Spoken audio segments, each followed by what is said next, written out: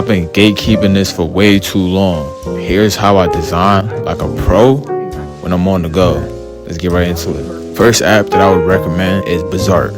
Bazaar, basically a design tool app where you could really design anything that you want.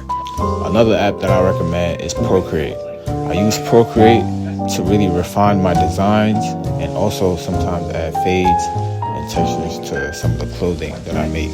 The last application I would recommend is this website called removebackground.bg. And I use this website to basically remove the background of all the images that I use for my designs. It's great when you're out and about and obviously you don't have the power of accessing your desktop. So you can go right into that website through your phone and do the exact same thing a lot faster.